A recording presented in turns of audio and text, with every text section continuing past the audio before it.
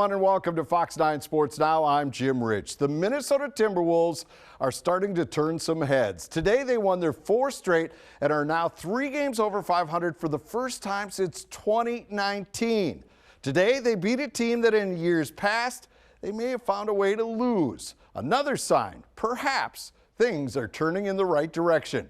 The Wolves really have been clicking at target center this season, and today was more the same. Karl-Anthony Towns driving and finishing with the slam. Wolves up early, Towns with 24 on the day. Anthony Edwards, a quiet first half, but picked it up in the second half, drilling this 3, putting the Wolves in front for good. But the supporting cast did more than support.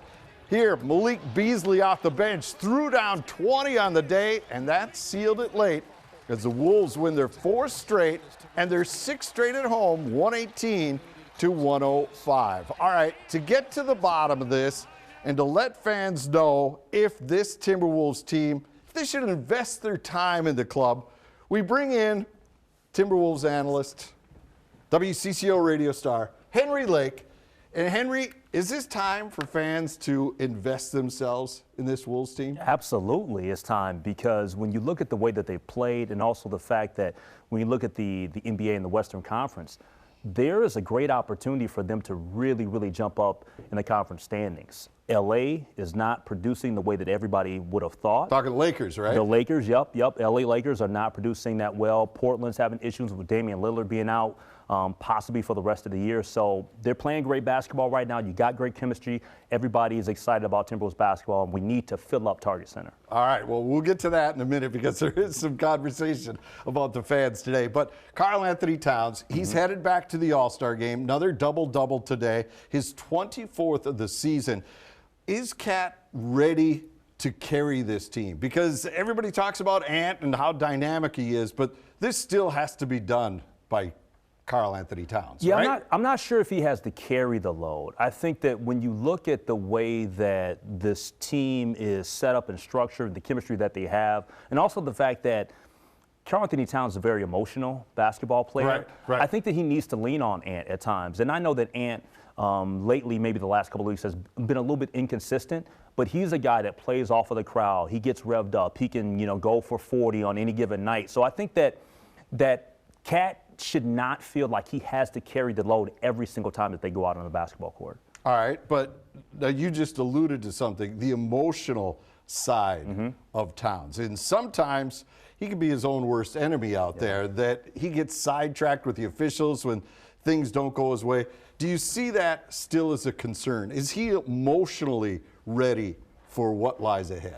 We'll see. This is part of the maturation of Karl-Anthony Towns, right? We all know what he's been through the last couple of years with losing his mother, Jacqueline, and just, the injuries and all of that. But now that he's got a sidekick in Anthony Edwards that at times has been outspoken about what needs to happen with this team and has even, talked to Karl about, handle your business on the block, do this, in terms of passing out a double team. So to have somebody that you can rely on, knowing that D'Angelo Russell is one of his best friends in the world and he's a part of the organization, part of the team and playing well this season, I really feel like those individuals can maybe calm him down a little bit. Okay. But at the end of the day, kind of keep him in the moment? Yeah, just kind of keep him. Look, I call it controlled aggression, because when he's aggressive on the low post, he really plays extremely well, but at times he gets into it with the referees, and he's got to do a better job of reining that in. Right, because that was a point that Jim Pete brought up in today's broadcast, that he leads the NBA in driving to the basket, something like 7+ times a game. And that's something that we haven't seen out of him, where he gets up high and decides, I'm going. Yeah, which is good. You can't be deterred when you don't get a call, because part of the nature of basketball is when your shot's not falling on the perimeter, you got to go into the lane and you got to be aggressive and you got to try to create some calls. At times you're not going to get calls, but Cat gets enough calls. All right, now one guy you think has been a big cog for this team, Jaden McDaniels. So effective this year when he's been on the court, and you've noticed his contributions. Absolutely. Jaden McDaniels is arguably the most versatile player on the team. Now, I know that everybody's in love with Karl-Anthony Towns, and he's a very versatile player too, but he doesn't defend at the level that Jaden McDaniels does. Jaden McDaniels can guard anything from the point guard at times to the 4. And I know that at the beginning of the year, he was out of place in terms of trying to defend the fours because he's still trying to put some of that muscle on his slim frame. But I love his game, and he's starting to really develop his outside perimeter game as well. Well, and he never quits, right? I mean, he's always never giving up. That's what I think is remarkable, especially in today's NBA where there's a lot of people kind of slacking. And I think that to start the year, his confidence was down a little bit because his shot wasn't necessarily falling and he was playing a little bit out of position, but I feel like he's done a much better job here in the last couple of weeks. All right, now the Wolves on a roll, as we said, but they got off to a rocky start today in this Pistons game. Some second-half heroics bailed them out. Hobie Artigue has more on the maturity they're showing with this team ability to close out games like today's. Home has been a pretty sweet place to play for the Timberwolves, picking up their 6th straight home win here at Target Center this afternoon. They were able to overcome a sour start against the Pistons, trailing Detroit by a point at halftime. But they really got it going late in the second half with Karl-Anthony Towns leading the way with 24 points and 12 rebounds, one of 3 Timberwolves scoring 20-plus in this game. Was it pretty? Not always, but it'll work to give the Wolves a 4-game win streak. It's a good test of our maturity right now.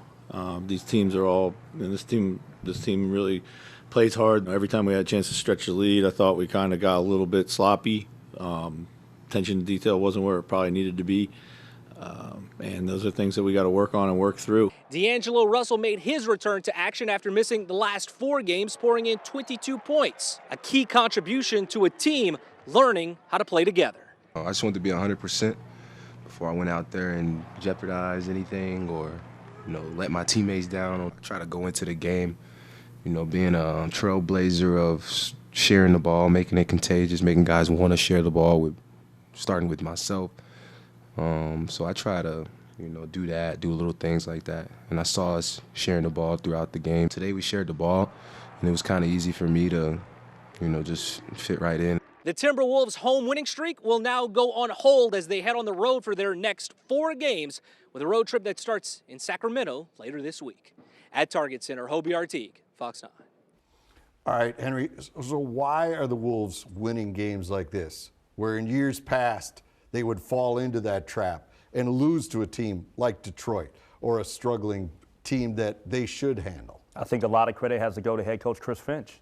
I think he keeps them grounded. I think that he's on guys when he knows that they can play at a much higher level. And I think they've got great chemistry with this team right now. Taurean Prince, I think, has been a really good addition to this organization as a vet. A lot of people were kind of bitter and sour that Ricky Rubio was no longer here. Patrick Beverley's meant a lot defensively and I think emotionally for the team. So I just think they have the right pieces, and everybody knows their role. You look at Jordan McLaughlin today. He comes in after Taurean Prince goes out, and he plays well at the point guard position. So I think that they're all connected. All right. Well, speaking of playing their role, Wolves fans are kind of taking a wait-and-see attitude to this club. There was around 16,000. That's what they announced today. But before you chat about fans, I want you to listen to D'Angelo Russell, what he had to say about Wolves fans after today's game. When he was asked about Patrick Beverley, but he turns his answer this way. I think the energy more than anything, like you said, it forces guys to want to, turn their level of competition up and compete. It gets our quiet-ass fans involved as well, too. So I think it's good for us to have somebody like him that, kind of wakes people up. All right. Is D'Angelo right about the faithful at Target Center this year? Yeah, he's right. In Minnesota, it's a Minnesota thing, right? We're afraid to get our hearts broke.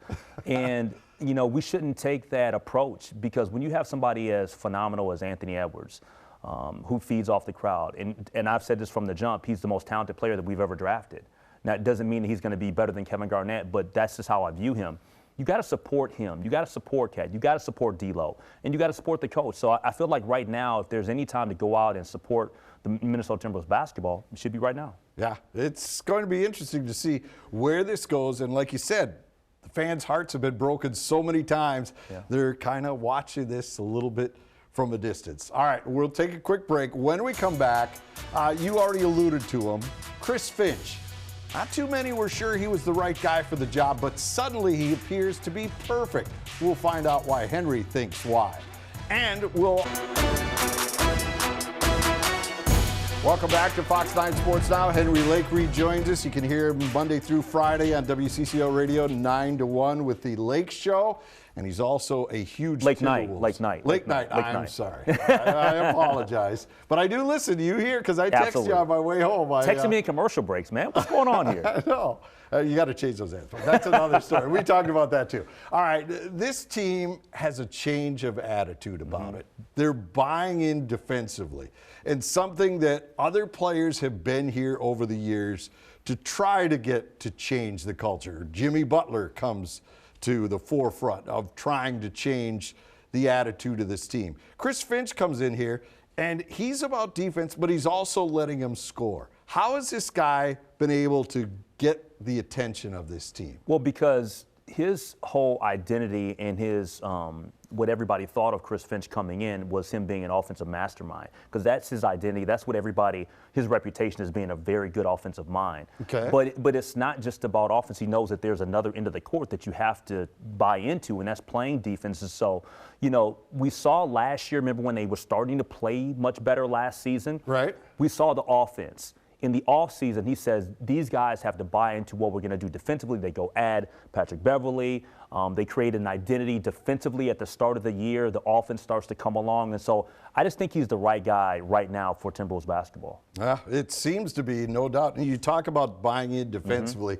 He's got a guy with Jared Vanderbilt who has been among the best, not just on the Wolves, but in the entire NBA. How has this guy been so successful? Well, when I look at Jared Vanderbilt, I say that he's the tone setter. Because when you watch the way that they start basketball games, typically it's all about his effort, his hustle, his energy, being on the glass, put back dunks, slobs. He's not the most skilled guy in the world, but it's all about his heart. And I think it's infectious. And really, when you look at the other guys, they really feed off of everything that Jared Vanderbilt does. It was a great acquisition. Think about it. Jared Vanderbilt was basically a throw-in in the Denver trade. Right. I thought it was great foresight for Gerson Rosas to make that move, because we ended up with a couple of pieces here that have really helped us out. Yeah. And he's one of them. And this shows you just how much there is to talk about this team, because I'm not bringing up Anthony Edwards till now. I mean, that's what's impressive. He's wowed the crowd, but it seems like there's still some pieces he's got to learn along the way. What do you see in Ant right now? I think he's amazing. It's just consistency. He's got to be a more consistent, performer. And I think right now with Karl Anthony Towns, that's the difference between the two. Clearly, the more experience, being more of a veteran presence for Karl Anthony Towns. Can you imagine what Anthony Edwards is going to be 5 years from now? He's arguably going to be the best player in the league. So when you start, really, you see that in he's going to be a candidate for MVP. He potentially could be a replacement here for the All-Star game this year. So I think the world of this kid, and we're not going to even add in the personality that he has. That is. Get him a McChicken. Come on now, get him a McChicken. No doubt. All right, we got to remind fans, for more on the Wolves, you do a podcast now, Life in the Pack. Where do they find that? Life in the Pack, the Odyssey app, as well as anywhere you find podcasts, Apple Podcasts, anywhere you find podcasts, Life in the Pack. All right, and check them out on WCCO 9 p.m. And it's not just sports. It's some very important stuff that needs to be discussed in these times. Henry, thank you so much for coming in. Really appreciate it. Thanks for having me. Great to see you. Always a pleasure. Especially in person. It's Absolutely. great to see you. All right.